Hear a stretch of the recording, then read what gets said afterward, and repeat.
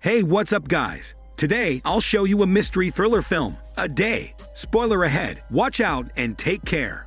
The movie begins with Dr. Kim sleeping inside the plane. The plane's captain announces that in 30 minutes, they will land soon in Incheon International Airport. It's 9:58 a.m. Kim wakes up and sees his assistant snoring beside him. He's about to wake him up when a flight attendant suddenly approaches him for an autograph. Kim accepts the magazine with a front cover of his face and signs it. The assistant eventually wakes up and even volunteers to take them both a picture. The plane lands shortly and Kim and his assistant stand in the auto walk. Kim tries contacting his unresponsive daughter, while the assistant patronizes him, saying that he shouldn't have forgotten her birthday. Kim glares at the assistant and blames him for reserving a press conference for him on the exact day of her birthday. Suddenly, someone calls the assistant to tell him that they have a VIP exit pass in the airport. However, Kim doesn't want to use it. Meanwhile, the daughter hangs out with her school friends, comparing their father's jobs and efforts to them as parents. However, it seems she has a bitter relationship with her father because he's always on business trips and misses her birthdays. Amidst their chatting, she receives a phone call from her father, but she ignores it. Back in the airport, a mother starts shouting her son's name. The boy collapses and gasps for air, and Kim rushes to help the choking boy. Kim applies 3 hits on his back, and the lollipop finally comes out of his mouth. The people applaud him, and the assistant expects Kim to give a speech, but Kim only leaves the scene quickly. Afterward, they're ready to leave the airport when a group of reporters are unexpectedly waiting for Kim to answer their questions. Kim has no choice but to meet and answer questions from the press. One of the reporters asks why he left 3 years ago from the hospital, in spite of being the youngest doctor in the facility. Kim then begins explaining his daughter's near-to-death situation 3 years ago, but the assistant intervenes to stop him and assures the press that his daughter is doing fine now. After the conference, Kim says goodbye to his assistant and enters his car with bags of chocolates for his daughter. Upon entering his car, he receives a text message from his daughter saying she's embarrassed by the interview he made on live TV. Eventually, they reconcile, and Kim excitedly drives his car on his way to meet his daughter. He first stops by the toll gate and pays the toll booth attendant, but the attendant drops his coins and immediately apologizes. Kim offers to grab the coins himself, but the attendant stops him and gives him another set of change instead. After that, he continues his way into the city. Afterward, Kim arrives at the junction and encounters a car crash. Kim checks his clock that says 12:12 p.m. He doesn't want to be late for meeting his daughter, but as a doctor, he's obligated to give immediate medical responses to anyone in need of his services. He goes to the crash site and introduces himself as a doctor. Then, he examines the taxi driver and carries him out of the driver's seat. The mini ambulance arrives soon, and the man inside gives him an bamboo bag for the taxi driver. He returns to the orange cab and checks the woman's pulse in the backseat. Sadly, the woman didn't make it. The main ambulance arrives shortly and quickly gathers the bodies involved in the incident. Kim informs the head paramedic of the other victim across the road and lets the paramedics handle the situation. He returns to his car and contacts his daughter, but he freezes in place when he hears a man's voice. The man says that the phone's owner is involved in an accident. Just then, a realization hits Kim. He faces across the road and sees the head paramedic from earlier answering his daughter's phone. Kim drops his phone, runs across the street, and removes the sheet covering his daughter's body. He's petrified while watching the paramedics move his daughter's body into the ambulance. Unexpectedly, he's back on the plane, thinking it's all a dream. But strangely, the things he saw in the dream appear to be similar to his present now. Starting from the flight attendant wanting his autograph, to the assistant's words in the auto walk, to the choking boy in the airport, to the press conference, to his daughter's text about being embarrassed by him, and to the attendant in the toll gate. Everything is the same, including the car crash on the intersection road and Kim's daughter's dead body across the street. Then again, after approaching his daughter's body, Kim wakes up on the plane. This time, he memorizes the sequence of events. He first grabs the boy's candy to prevent him from choking. Then he uses the VIP exit to avoid the press conference. He texts his daughter that they're canceling their celebration for today. The daughter receives the text and immediately calls her father to confront him. The daughter gets emotional and accuses her father of hating her for always canceling their plans. She then compares him to her friend's parents, while he abandons his own child. But Kim says he doesn't hate her and wishes for her to understand why he canceled the plans. But the daughter insists on continuing their celebration. And so, the daughter walks at the same junction on her way to their meeting place, while Kim speeds up his car, doesn't pay the toll gate, takes a shortcut on the road, but suddenly gets stuck in traffic. When he arrived, the incident had already occurred. For the fourth time, he wakes up in the plane, steals the boy's candy, maneuvers the shortcut, but crashes in an alley corner because he's avoiding the running man on the street. So he walks on foot, but when he arrives at the site, it's already happened. For the fifth time, Kim memorizes the taxi driver's cell number. So for the sixth time, he can contact him and says that he's going to be part of a car accident at a school junction. However, the taxi driver ignores him. He saves the boy from choking and then uses another road to reach his daughter quickly. This time, Kim catches his daughter crossing the pedestrian lane while eating candies and listening to music. Kim shouts her name while honking the car's horn. The clock strikes 12 p.m. and the orange taxi runs against his daughter. The orange taxi crashes in the middle of the road while his daughter flies in the air and drops to the ground. Kim approaches his daughter's body slowly and kneels in front of her. He blames himself that if only he arrived early, she could still be alive. Suddenly, a frantic man grabs Kim, demanding his identity and questioning if he remembers him. The man introduces himself as Mike, the mini ambulance driver who lent Kim the Embu bag. It appears Kim is not the only one experiencing being stuck in a time loop. This time, Mike retells the first time the loop happened to him. After giving the Embu bag to Kim, Mike helps the paramedic to continue pumping onto the taxi driver until he recognizes the woman in the backseat. He enters the taxi and sees his dead wife. Mike wakes up in his apartment and immediately contacts his wife, but she's not answering.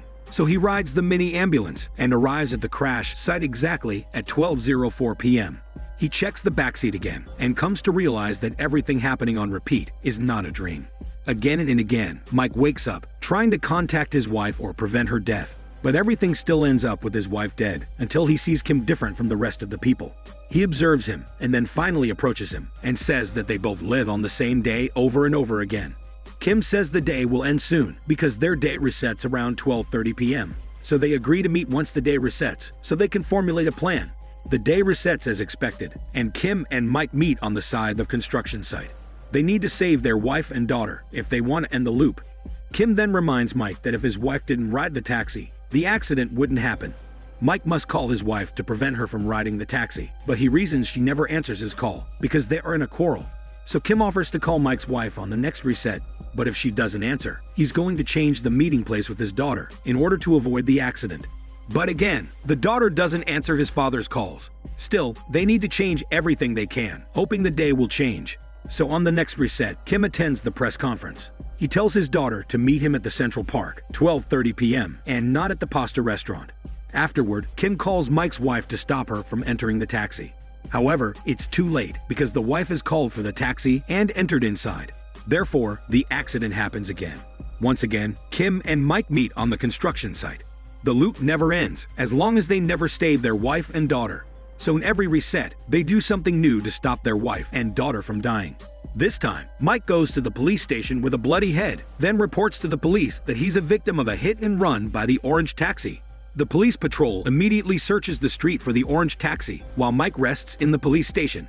Mike remembers the night before the day where he and his wife argued about having a baby in their family. Apparently, Mike told her that they couldn't have a baby because they're not rich. He wanted to wait for his promotion before having the baby, but the wife wasn't happy about it. Mike returns to the police on the desk and demands him to go to the junction quickly, while frantically watching the ticking clock strike 12. Meanwhile, Kim arrives at the junction at exactly 12 p.m., along with the police patrol. Fortunately, there are no incidents on site. Kim is surprised to receive a call from his daughter, who tells him that she's in Central Park, so he goes to the park to meet his daughter there. After successfully keeping their family alive at 12 p.m., Mike emotionally calls Kim, and they plan to eat dinner that night. Kim arrives in Central Park and searches for his daughter. He calls her and promises that he's going to send her to school every day, then buy her chicken and food, which makes his daughter happy. Meanwhile, the police patrol finally finds the orange taxi stuck in traffic. They confront the taxi driver, but he drives away and speeds up into Central Park. Mike quickly calls Kim upon hearing the police warning on the radio. However, Kim answers a different call and hears an unfamiliar man's voice telling him that changing the location is useless because his daughter's going to die either way. The voice says that his daughter is supposed to be dead 3 years ago, and when Kim asks who he is, no one answers. Kim searches for his daughter across the park and eventually finds her in the park's mini library. He embraces his daughter and shields her from the orange taxi, speeding towards them.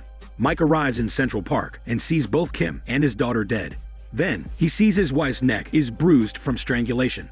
Apparently, the wife took the taxi and got killed by the taxi driver. Once again, the day resets, and Mike immediately contacts Kim. Mike explains to him that the taxi driver intends to kill their families in the first place. Mike ponders how the taxi driver knew the new location, and Kim answers that the taxi driver watches his press conference because the driver is in the loop too. Therefore, they can't escape from him either. Not only that, Kim adds that the man who called him from the park is the taxi driver, who had apparently known him from 3 years ago. To learn the taxi driver's identity, Kim goes to his office, while Mike visits the nearest police station. Mike strikes the police guarding the desk, so he can use the police system computer. Upon investigating, they learn the taxi driver's name is Kurt. That name brings Kim and Mike to recall the event 3 years ago. In the flashback, Kim's daughter needed a heart transplant to live.